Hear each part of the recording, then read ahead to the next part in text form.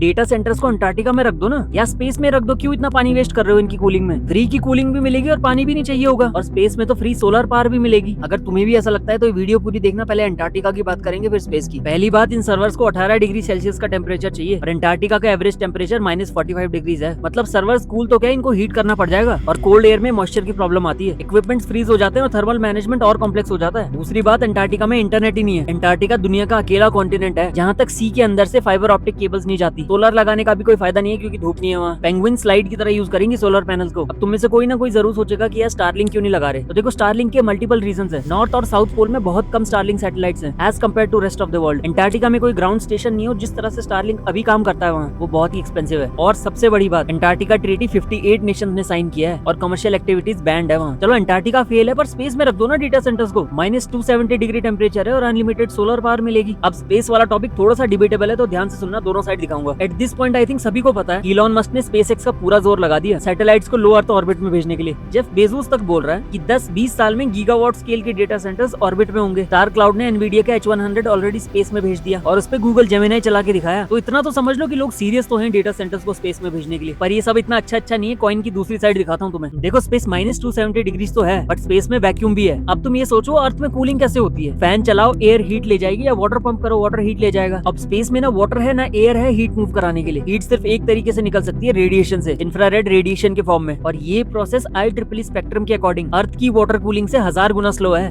1-1 kilometre के तो radiator लगेंगे और यहाँ प्रॉब्लम खत्म नहीं होती। सैटेलाइट हर 90 मिनट्स में सन से शेड की तरफ आता है और बार बार थर्मल एक्सपेंशन और कॉन्ट्रैक्शन की वजह से इक्विपमेंट्स की रिलायबिलिटी खत्म होती है और कॉस्मिक रेज की वजह से तो सर्किट्स तक फ्राई हो जाते हैं। अब इस बात को समझो कि स्पेसएक्स के $2 ट्रिलियन के वैल्यूएशन में इलॉन मस्क ने इन्वेस्टर्स को फ्यूचर के बहुत बड़े बड़े सपने दिखाए हैं। सॉफ्ट बैंक का फाउंडर मासायोशी बोल रहा है इलॉन मस्क को कि धरती पे बना ले डेटा सेंटर्स, इतने बड़े बड़े सपने मत दिखा, अगले 4-5 साल की सोच, क्योंकि वो ज्यादा इंपॉर्टेंट है। सैम ऑल्टमैन तक स्पेस वाले आइडिया को रिजेक्ट करता है। हार्डवेयर को स्पेस में लॉन्च करने की करंट कॉस्ट $7000 पर केजी है और इस कॉस्ट को $200 पर केजी तक लाना पड़ेगा, वो भी नॉर्मल डेटा सेंटर से कम्पीट करने के लिए। अभी तो मैंने इन डेटा सेंटर्स की मेंटेनेंस के बारे में बात नहीं करी, वरना वीडियो लंबी हो जाएगी। अब अगर तुम्हें लगता है कि स्पेस में डेटा सेंटर्स के खिलाफ कोई प्रोटेस्ट नहीं हो रहे, तो भाई तुम गलत हो, क्योंकि कुछ साइंटिस्ट इसके खिलाफ है। ESO ने तो साफ साफ मना कर दिया कि 1 लाख से ज्यादा सैटेलाइट ऑर्बिट में मत डालना, वरना एस्ट्रोनॉमिकल रिसर्च में बहुत बड़ा इफेक्ट पड़ेगा। और Elon Musk 10 lakh satellites launch करने की बात कर रहा है। तो high hardware cost, operational latency और इनकी मेंटेनेंस को देख के मुझे नहीं लगता कि ये बहुत जल्दी होने वाला है। बट ये कह देना कि ये कम्प्लीटली पॉसिबल ही नहीं है, ये भी गलत होगा। बट मुझे कमेंट्स में तुम ये बताओ कि तुम्हें क्या लगता है। तो यार मैं ऐसी वीडियोस बनाता रहता हूँ जो इस टेक और AI की क्या उसमें तुम्हारी बहुत ज्यादा हेल्प कर सकती है। तो फॉलो नहीं किया तो फॉलो कर ले।